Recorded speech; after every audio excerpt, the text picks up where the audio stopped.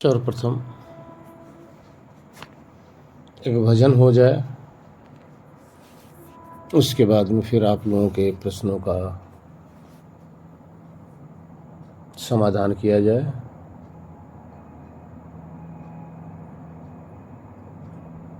भजन है, भजन यूँ है। जिसको नहीं हो बोध तो गुरु ज्ञान क्या करे, निज रूप को जाना नहीं तो पुराण क्या पढ़े। जिसको नहीं हो बोध तो गुरु ज्ञान क्या करे, निज रूप को जाना नहीं तो पुराण क्या पढ़े। घट घट में ब्रह्म ज्योति का प्रकाश हो रहा, घट घट में ब्रह्म ज्योति का प्रकाश हो रहा। जाना न जो भगवान को तो ध्यान क्या करे। जाना न जो भगवान को तो ध्यान क्या करे। निज रूप को जाना नहीं तो वेद पुराण क्या पढ़े। हाँ, जिसको नहीं हो बोध तो गुरु ज्ञान क्या करे। निज रूप को जाना नहीं तो वेद पुराण क्या पढ़े। रचना प्रभु की देख कर ज्ञानी बड़े बड़े, पावे न कोई पार तो नादान क्या करे। रचना प्रभु की देख कर ज्ञानी बड़े बड़े, पावे न कोई पार तो नादान क्या करे। निज रूप को जाना नहीं तो पुराण क्या पढ़े। जिसको नहीं हो बोध तो गुरु ज्ञान क्या करे। करके दया दयाल ने मानुष जन्म दिया, बंदा न करे भजन तो भगवान क्या करे। करके दया दयाल ने मानुष जन्म दिया, बंदा न करे भजन तो भगवान क्या करे। जिसको नहीं हो बोध तो गुरु ज्ञान क्या करे। निज रूप को जाना नहीं तो पुराण क्या पढ़े।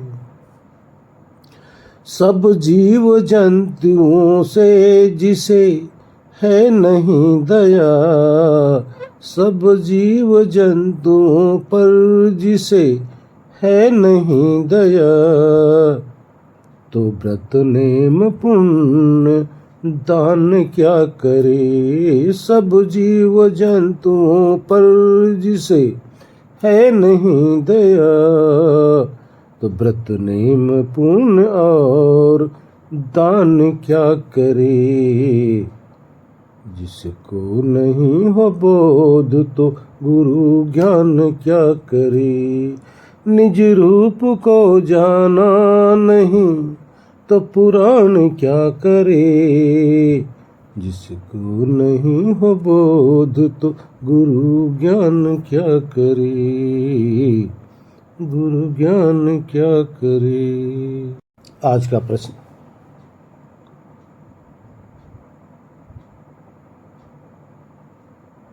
इंदु सोमानी जी का। उनका प्रश्न है कि उपनिषद के अंदर आता है, एको हम बहुश्यामी, अर्थात हम एक से बहुत हो जाऊं। ये एक उपनिषद के अंदर है। विचार करो। अब इसमें अगर ईश्वर ने कल्पना किया कि एक को हम बहुत श्यामी, एक से हम बहुत हो जाएं, तो अब इसका अर्थ है कि एक ईश्वर से असंख्य ईश्वर कैसे बन सकते हैं। जिस ईश्वर को, जिस परमात्मा को, जिस ब्रह्म को हम अविनाशी कह रहे हैं, अखंड कह रहे हैं, निर्विकार कह रहे हैं, जिसके अंदर किसी भी प्रकार का विकार ही नहीं आ सकता, निर्विकार। अगर वो एक तत्व अनेक बन जाता है तो उसको आप विकारी तो कह नहीं सकते, आप विकारी नहीं कह सकते, वो तो विकारी हो गया। या तो उसका टुकड़ा टुकड़ा हो गया तब भी विकार हो गया। उसमें से कोई ऐसी चीज की जन्म शक्ति नहीं, फिर तो असंख्य ईश्वर हो गए ना। असंख्य ईश्वर हो गया तो ईश्वर कितना मानना चाहिए, एक या असंख्य? आज तक धरती पर कितने ईश्वर कोई कहता है? सब एक ही तो कहते हैं। परमात्मा एक, ब्रह्म एक, ईश्वर एक, गॉड एक, खुदा एक, अल्लाह एक, एक ओंकार एक, ओम एक, सब तो एक ही कह रहे हैं ना। फिर ये कैसे हो गया? और ये भी सत्य है, चेतन कभी विकारी है ही नहीं, चेतन में परिवर्तन है ही नहीं। फिर ये कैसे आया? क्या उपनिषद गलत बोल रही है? क्या उपनिषद का ये वाक्य असत्य है? नहीं, क्योंकि उपनिषद का रचयिता कोई ऋषि है। ऋषि उसे कहते हैं जो प्रैक्टिकल करके अनुभव किया हो। छोड़कर ज्ञान वाले को ऋषि नहीं कहते, और ऋषि असत्य बोल नहीं सकते। अगर ऐसा बोल दिए तो प्रैक्टिकल में तो असत्य हो जाएगा। तो है क्या, तो विचार किया जाए। एक ईश्वर से अनेक ईश्वर नहीं हो सकते। ब्रह्म का अर्थ महान सत्ता। उपनिषद के अंदर कई शब्द आते हैं। उपनिषद एक रहस्य से भरा हुआ है।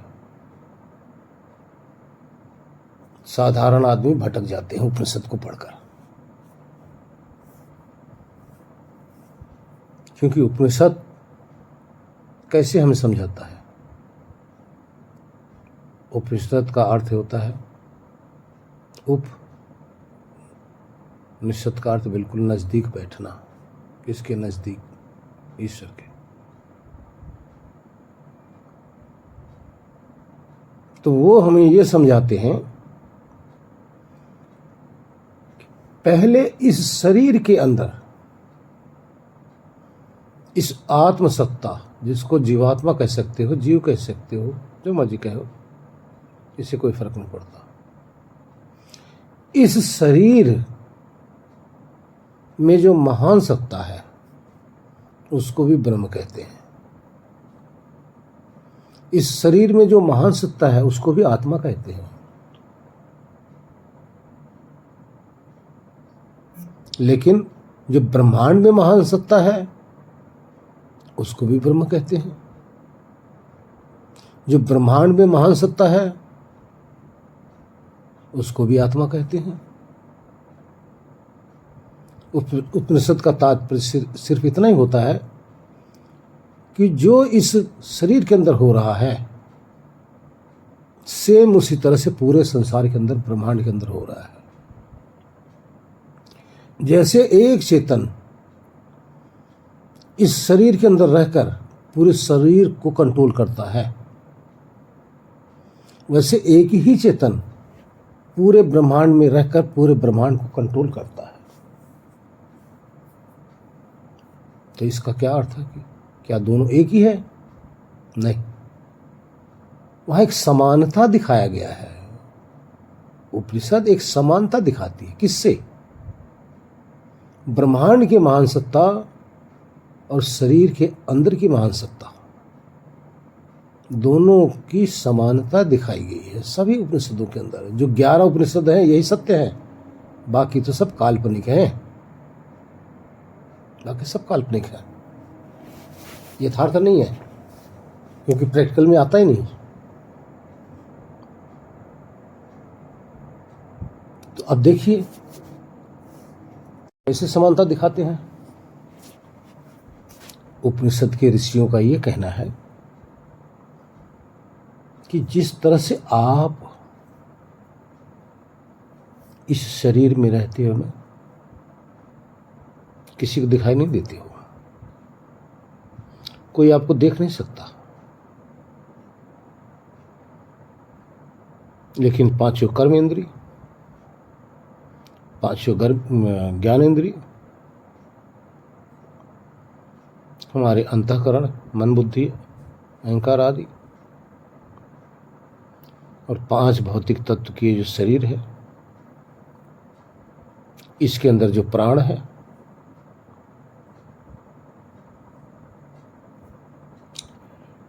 इस पे कौन कंट्रोल कर रहा है? इसका कौन कंट्रोल कर रहा है?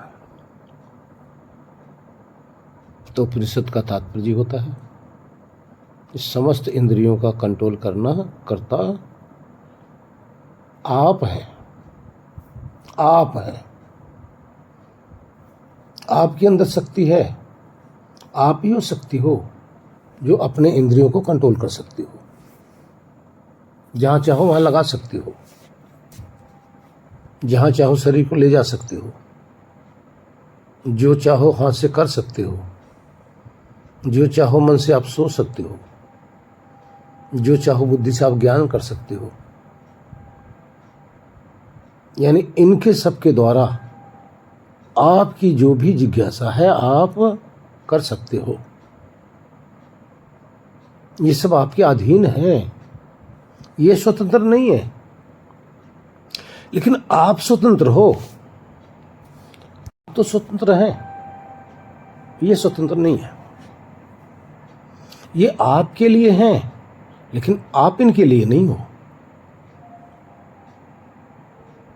इसलिए आप इन इंद्रियों से, ज्ञान इंद्रिय, कर्म इंद्रिय, अंतःकरण, शरीर, प्राण, इन पे आप विजय प्राप्त कर सकते हो, इनको आप परास्त कर सकते हो, लेकिन ये आपको परास्त नहीं कर सकते। इनसे आप बलवान हैं। इसलिए आपको ब्रह्म कह दिया गया। कोई कोई उपनिषद आपको ब्रह्म कह दिया। ब्रह्म का अर्थ उत्तम सत्ता, महान सत्ता। तो शरीर में आप क्या हैं? उत्तम, महान, बड़े, समझदार, ज्ञानी, इन पे राज्य करने वाले हो, इन सब के राजा ये आप हैं। इसलिए आपको भी ब्रह्म कह दिया गया, इसलिए आपको भी आत्मा कह दिया गया। इसी तरह से ये पूरा संसार, पूरा ब्रह्मांड इस प्रकृति के द्वारा रचना की जा रही है। समस्त ब्रह्मांड के अंदर जो कंट्रोलर है, ये रचनाकार है, इन सब के अंदर जो व्यापक स्वरूप से रह रहा है, जो सबको परिवर्तित कर रहा है, जब चाहता है तो उन्हीं से आपस में कुछ परमाणुओं को जोड़कर नई चीज़ बना देता है। जब चाहता है तो उसी बनी हुई चीज़ का उसका आपस में परमाणुओं में विलय कर देता है। ये जो परिवर्तन हो रहा है, ये परिवर्तन कर्ता का नाम ब्रह्म है। ये ब्रह्मांड में है, उसी का नाम ईश्वर है, उसी का नाम गॉड है, उसी का नाम अल्लाह है, उसी का नाम खुदा है, उसी का नाम वो महान शक्ति है। जैसे आप इनको कंट्रोल कर रहे हो, वैसे इस पूरे संसार का ईश्वर कंट्रोल कर रहे हैं। इसलिए वो वहां के महान सत्ता हुए और आप यहाँ के महान सत्ता हुए। जैसे आपके अंदर ज्ञान है, समझ है, वैसे ब्रह्मांड की इस महान सत्ता के अंदर भी ज्ञान है, समझ है। जैसे आप शक्ति हैं, वैसे वो भी शक्ति है।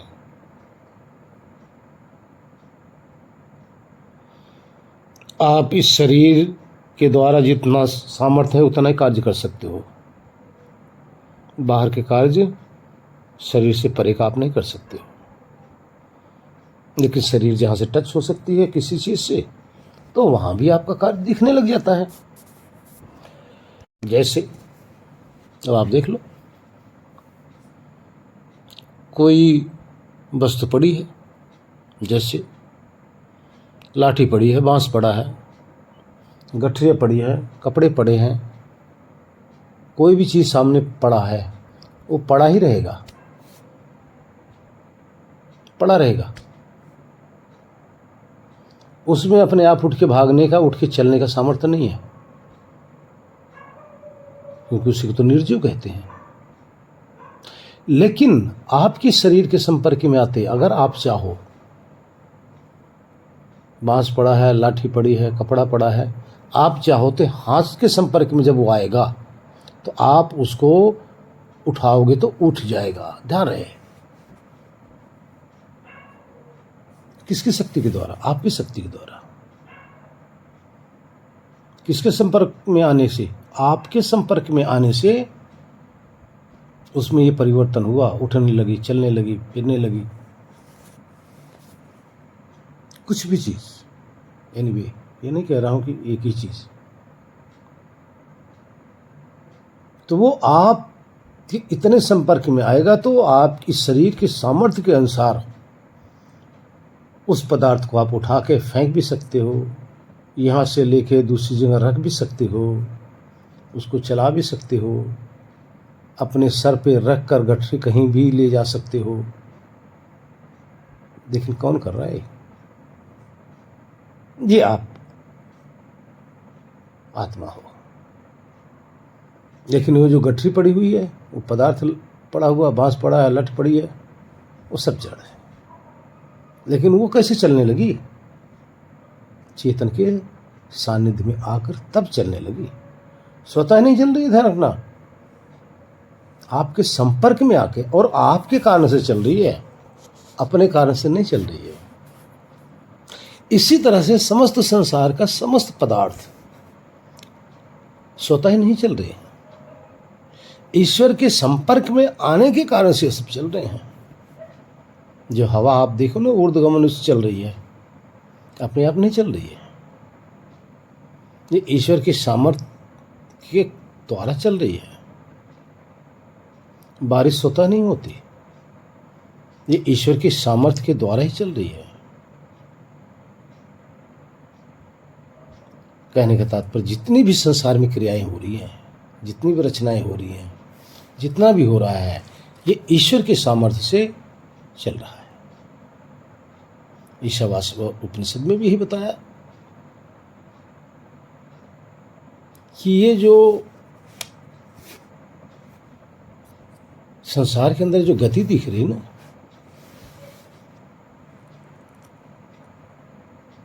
ये गति इसकी अपनी नहीं है। इस गति का दाता कोई है। जो गति दे रहा है वो ईश्वर है। और एक एक अणु में, एक एक परमाणु के अंदर गति दिख रही है। ये गति इनकी नहीं है, ये गति देने वाला ईश्वर है। तो इसी तरह से ये जो बाहर चल रहा है वो ईश्वर के द्वारा हो रहा है, और शरीर के अंदर जो आप हाथ पांव चला रहे हो ये आपके द्वारा हो रहा है। अब आइए, एको हम बहुश्याम, जो खंड खंड हो सकता है, एको हम बहुश्याम हो सकता है,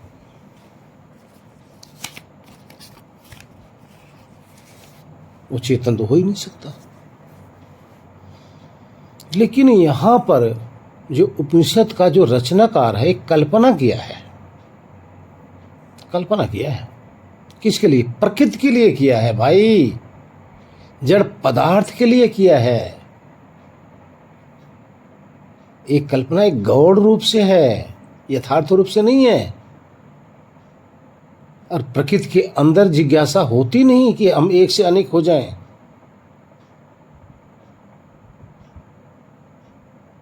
उसके अंदर सामर्थ्य नहीं होता, सोच भी नहीं सकता।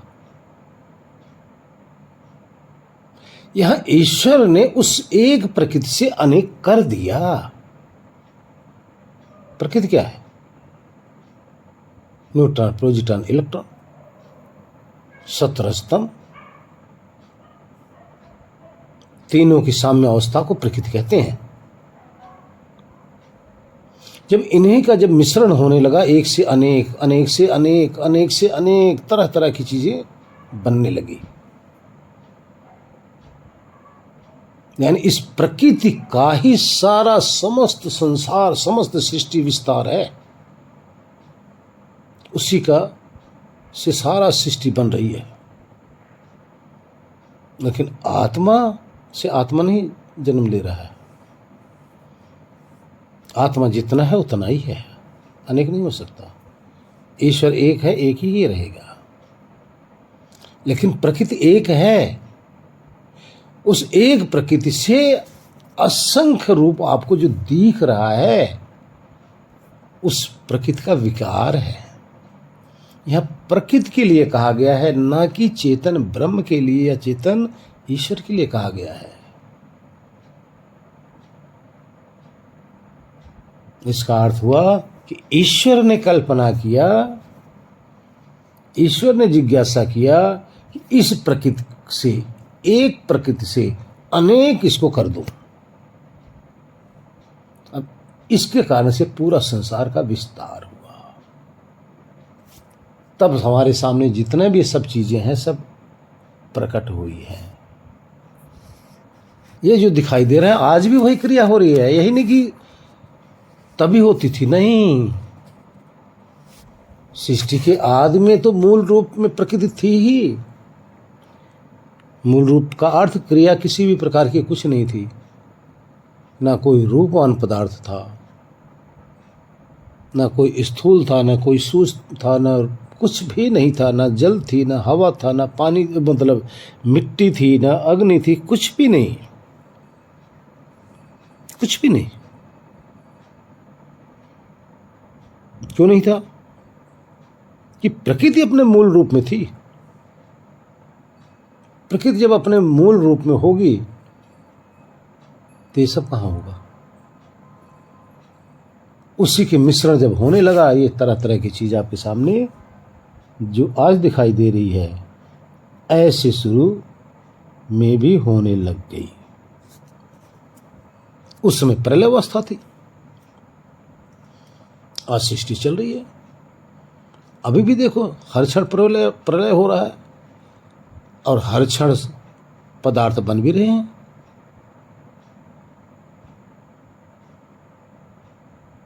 तो यहां अर्थ हुआ कि ये प्रकृति के लिए कहा गया है, ना कि ईश्वर के लिए कहा गया, ना ही ब्रह्म के लिए कहा गया, ना कि आत्मा के लिए कहा गया।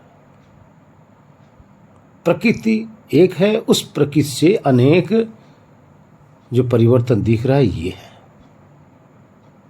ना आत्मा अनेक हुआ है, ना ईश्वर अनेक हुआ है। आत्मा जितना था उतना ही है, ईश्वर जितना था उतना ही है। इसके लिए उसी उपनिषद के अंदर एक, मैं नाम नहीं बता रहा हूं, एक उपनिषद के अंदर बहुत अच्छी तरह से व्याख्या की गई है, बहुत अच्छी तरह से। अब इससे आपको और समझ आ सकता है।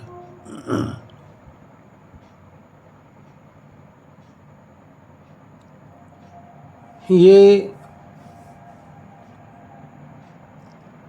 हवा को भी अहंकार हुआ कि मैं सबसे बड़ा, जल को अहंकार हुआ कि मैं सबसे बड़ा। ध्यान देना, इसी तरह से उपनिषद बना है, एक गौण रूप से, काल्पनिक। मिट्टी को भी अहंकार हुआ, अग्नि को भी अहंकार हुआ कि मैं सबसे बड़ा।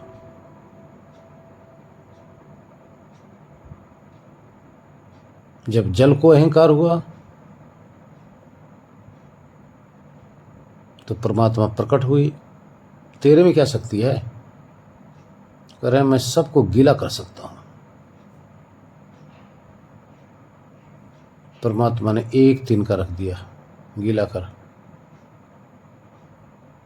कुछ नहीं कर सका, क्योंकि जिस जल के अंदर जो शक्ति है ये गीला करने की, वो भी ईश्वर ही है। अब वहां बताया गया कि जब ईश्वर ने अपनी शक्ति को समेट लिया तो जल किसी को भी गीला करने में असमर्थ हो गया। ये उपनिषद की बात बता रहा हूं। अग्नि को भी गुरूर हुआ कि मैं सबको जला सकती हूं। फिर उसी ईश्वर, उसी ब्रह्म ने एक तिनका रख दिया कि इसको जला। देखो, एक इसी तरह से उपनिषद समझाता है। उपनिषद समझना सबके बस की बात नहीं है, बहुत गूढ़ रहस्य होता है उसके अंदर।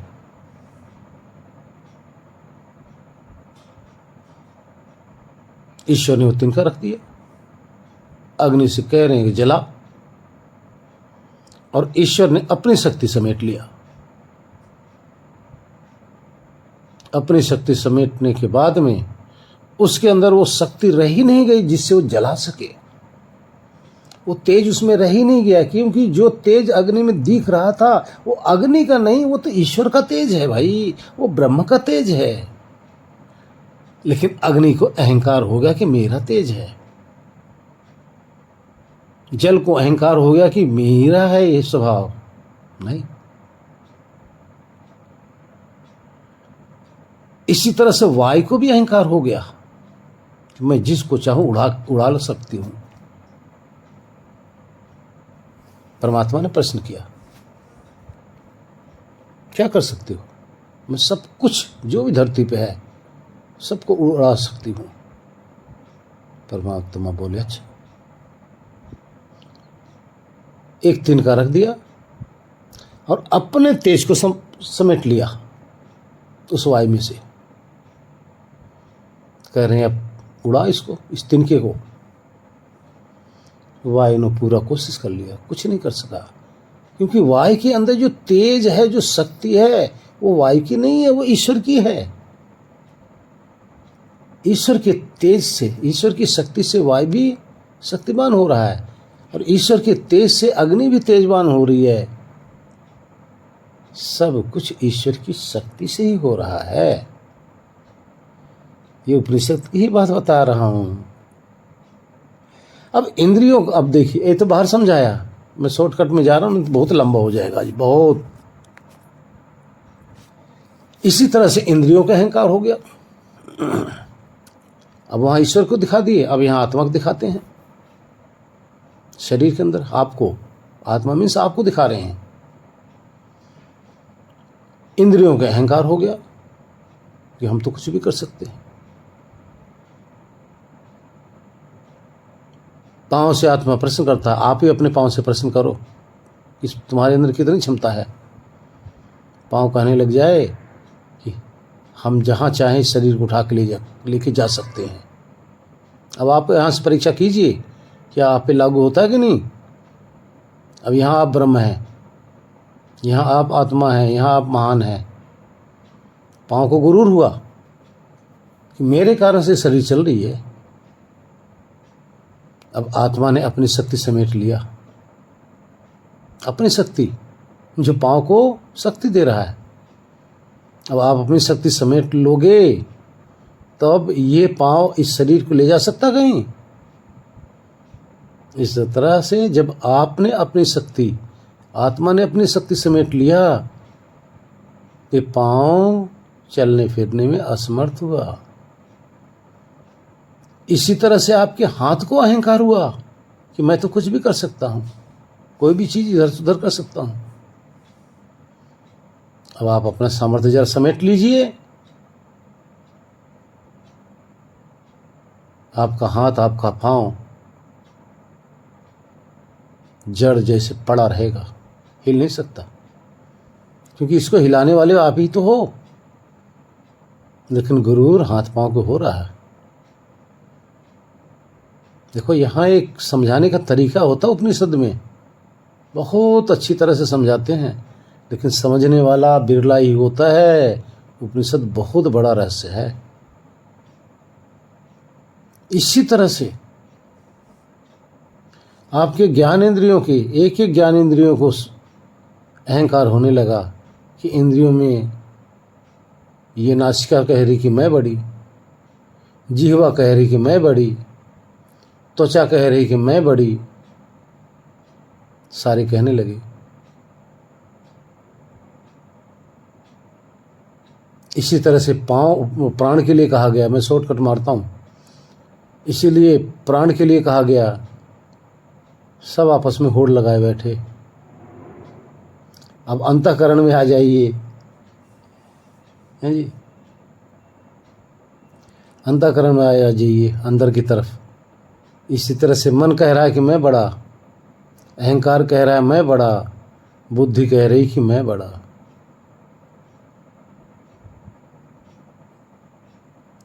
लेकिन जैसे ही बुद्धि सिमटी, मन भी गायब, अहंकार भी गायब, समस्त इंद्रियां भी गायब, सबका कार्य खत्म, तो सबका कंट्रोल कौन हो गया? यहाँ बुद्धि। अब बुद्धि को भी अहंकार हो गया कि मेरे से बड़ा कुछ नहीं। अब जब बुद्धि से ज्ञान करता है, आत्मा ही अलग हो गया, तो बुद्धि का भी परास्त हो गई, यानी वो भी अपने आप को छोटी समझने लगी। यहाँ पे उपनिषद का समझाने का तात्पर्य है कि शरीर के अंदर सब चीज का, पांचों ज्ञान इंद्रिय का, पांचों कर्म इंद्रिय का, 5 प्राण, 5 उपप्राण, हमारे अंतःकरण, इन सबका मालिक, सबका कंट्रोलर चेतन आत्मा है। और संसार में 5 और 25 का जितने भी है, सबका कंट्रोलर ईश्वर है। ईश्वर की सत्ता से सारा संसार चल रहा है और आत्मा की सत्ता से आपकी शरीर चल रही है। तो शरीर के अंदर ब्रह्म कौन है? आप हैं। ब्रह्म मतलब महान आप हैं। संसार के अंदर ब्रह्म अर्थात महान कौन है? ईश्वर है। ईश्वर और आप में समानता बताई गई है। फर्क इतना है कि वो पूरे ब्रह्मांड का स्वामी है, आप इस शरीर के स्वामी हो। वो पूरे ब्रह्मांड को कंट्रोल करता है, आप इस शरीर को कंट्रोल कर रहे हो। तो कुल मिला के बात आई कि प्रकृति के लिए कहा गया है कि एको हम बहुश्याम, ना कि चेतन के लिए कहा गया है। सृष्टि रचना के विषय किसी दिन आएगा तो उसमें आपको समझाया जाएगा कैसे होता है। प्रकृति, प्रकृति से महतत्व, महतत्व से तन्मात्र, तन्मात्र 5 बन गए। तन्मात्र किसका? एक आकाश का तन्मात्र, वायु का तन्मात्र, अग्नि का तन्मात्र, जल का तन्मात्र और मिट्टी का तन्मात्र। अब आप कहेंगे तन्मात्र है क्या? विचार करो। तन्मात्र का अर्थ होता है, जिसको आप गंध कह रहे हो, ये तन्मात्र है, यानी मिट्टी का सबसे सूक्ष्म हिस्सा, गुण। और मिट्टी आपकी किससे बनी है? इस गंध से ही बनती है। जब आप सूंघते हो ना, तो इसके अंदर असंख्य कण, इतने सूक्ष्म सूक्ष्म आपके नासिका के अंदर जब जाते हैं तो उसको आप कहते हो गंध। लेकिन हकीकत वो मिट्टी ही है, वो मिट्टी है। उसी गंध से मिट्टी बनती है। इस गंध का नाम तन्मात्र है। असंख्य गंध जब इकट्ठी होगी तो एक मिट्टी का छोटा सा कण बनेगा। तो अब इसको कह दोगे तन्मात्र। अब ये तन्मात्र कहां से आया?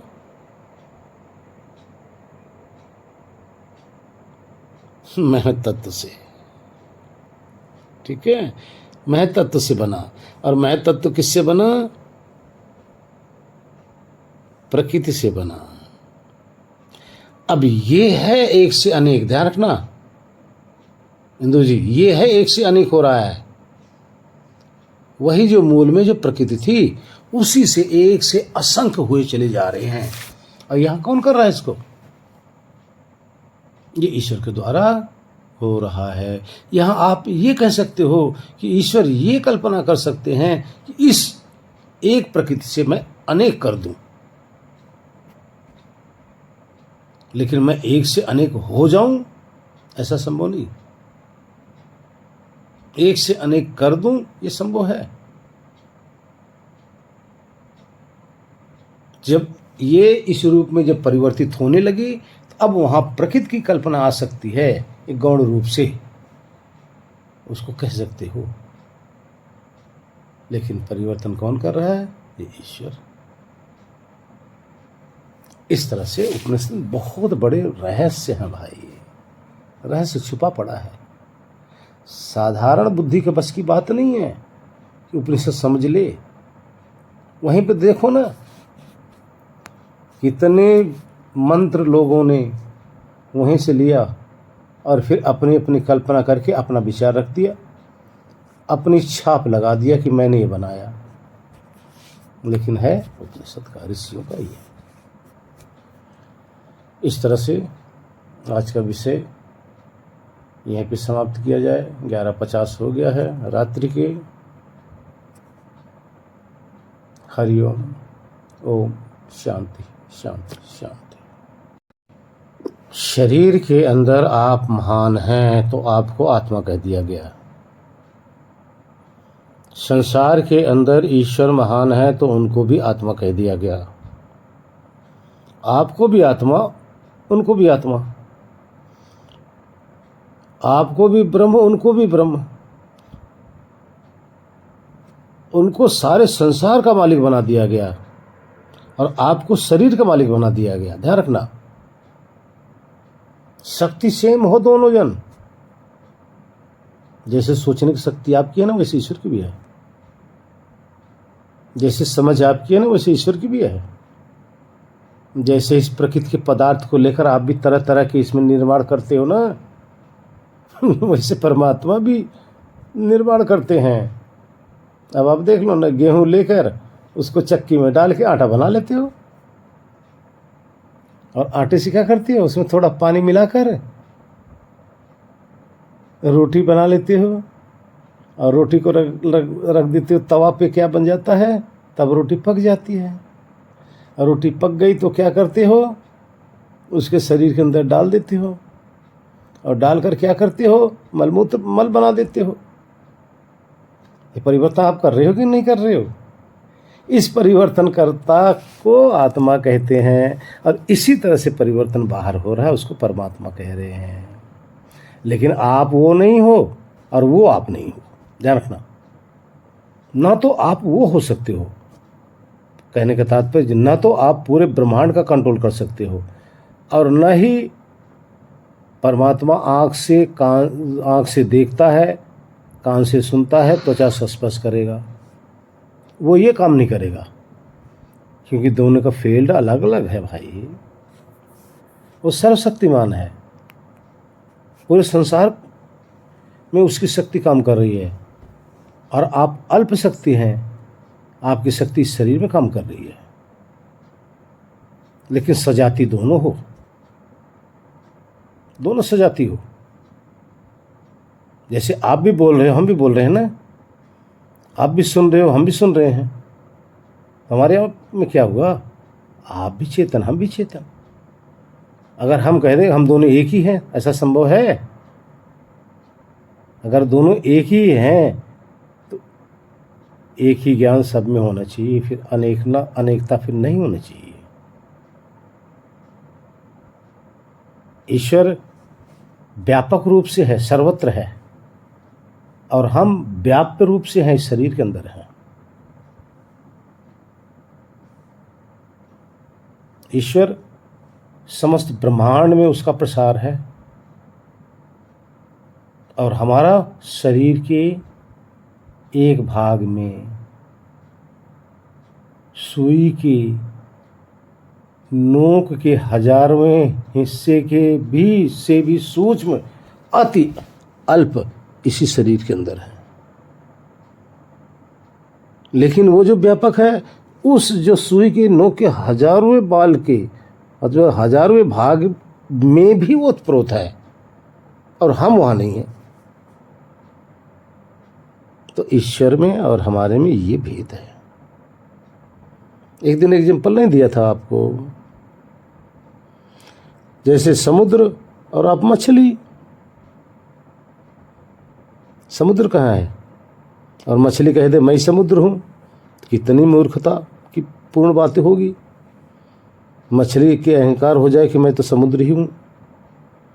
समुद्र देखो ना, वो तो जहाँ मछली रहेगी वहीं तो बोलेगी, लेकिन समुद्र कहाँ बोलेगा भाई?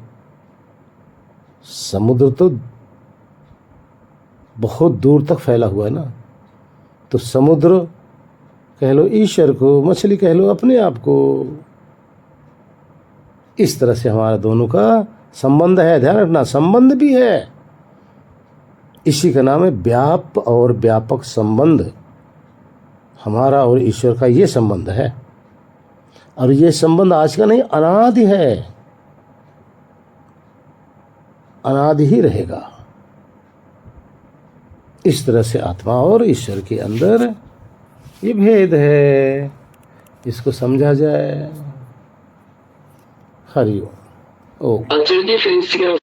कदापि नहीं, उसके अंश तो हो ही नहीं। आप अभी पहले शुरू में यही बात हुई कि उसको टुकड़े नहीं होते, हमारे टुकड़े नहीं होते। वो हम में नहीं मिल सकता, हम उसमें नहीं मिल सकते। प्रकृति हम में नहीं मिल सकती और हम प्रकृति में नहीं मिल सकते। हमारा अपना अस्तित्व है, हमारा अस्तित्व कभी समाप्त नहीं होता। ईश्वर का अपना अस्तित्व है, वो कभी समाप्त नहीं होता।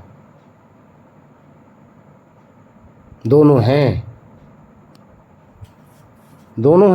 दोनों अनादि हैं। कुछ समानताएं हैं, ध्यान रखना, एक नहीं है, कुछ समानताएं हैं, लेकिन फिर भी उसी के अंदर रमण कर रहे हैं। हम किसी के अंश से नहीं बने हैं, हम पूर्ण हैं भाई। अपूर्ण कहाँ? अंश उसे कहते हैं जो अपूर्ण हो।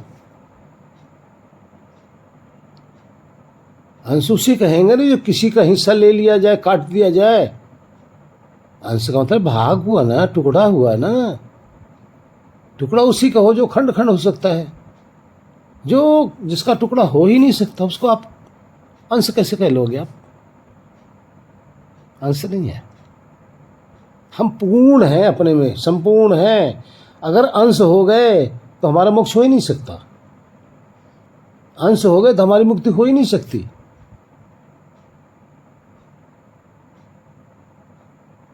कैसे होगा? जैसे आप लोहे का टुकड़ा ले लो, उसे काट दो, अलग अलग हो गए, फिर क्या करोगे? उसको वेल्डिंग करके जोड़ दोगे तो क्या हुआ? वो एक ही रहे, एक ही था, एक ही है। आपने टुकड़ा उसका कर दिया, जिसमें टुकड़ा हो गया पूर्ण कहा। उसके तो और भी टुकड़े, असंख्य टुकड़े किए जा सकते हैं। जिसके टुकड़े ना हो वो संपूर्ण है। तो हमारे आपके टुकड़े नहीं होते, ईश्वर के टुकड़े नहीं होते। हम किसी के अंश नहीं है, हमारा कोई अंश भी नहीं है, इसलिए हम पूर्ण हैं। हम किसी में समाते नहीं हैं। ध्यान रखना, हम किसी के अंदर जाके लुप्त नहीं हो जाते। कहीं जाएंगे तो हमारा अस्तित्व तो बना ही रहेगा, हमारे अस्तित्व का नाश नहीं होता। जिसके अस्तित्व का नाश हो गया वो विनाशकारी हो गया। आप देखिए, अपने आप को ऐसा मत समझिए। कुछ लोगों की कल्पनाएं होती हैं। कल्पना तब होती है या कोई अतिशयोक्ति में कह दे, अतिशयोक्ति में, या कोई अज्ञानता बस कह दे।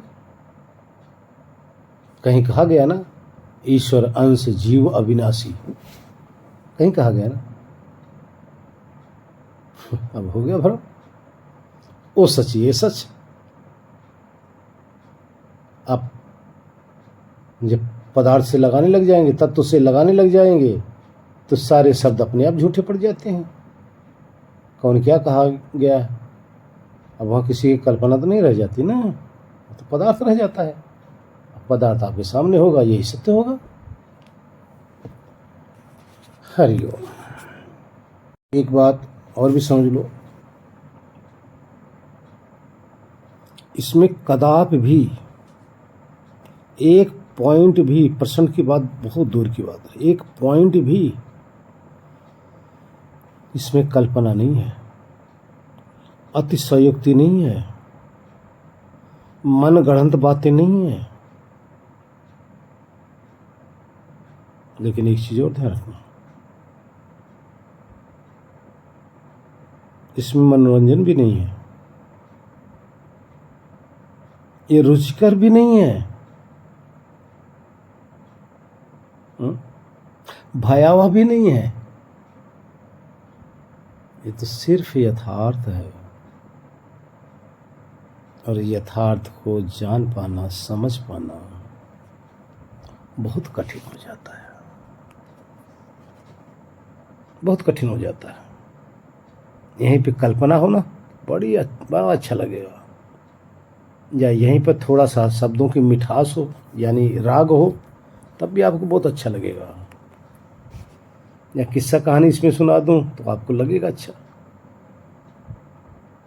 लेकिन सत्य में किसी भी प्रकार का घोल अगर डाल दिया गया तो सत्य नहीं रह जाता। किसी भी प्रकार का मिश्रण अगर कर दो तो सत्य नहीं रह गया, और जो सत्य है उसमें कुछ होता ही नहीं। जहां भी आप मिश्रण करेंगे असत्य ही होगा। ये जो ज्ञान बिल्कुल सत्य है, प्योर, 1000% कह लो, 100% तो भी नहीं। लेकिन ये जो तरह तरह की विचारधारा जिस मस्तिष्क के अंदर घुसा होगा ना, उसके समझ से परे की बात होगा। ये किसी की विचारधारा नहीं है, मन की कल्पना नहीं है, कोई अनुमान ज्ञान नहीं है, ये तो तत्व दर्शन है। तत्व दर्शन किसी के अधीन नहीं होता, तत्व किसी का अधीन नहीं होता, अपने में पूर्ण स्वतंत्र होता है, संपूर्ण होता है। इस संपूर्ण को जो समझ पाए तत्व ज्ञानी। समझो, अपने आप का कल्याण कर लो। हरिओम। ओम नमो नारायण। ओम शांति शांति शांति।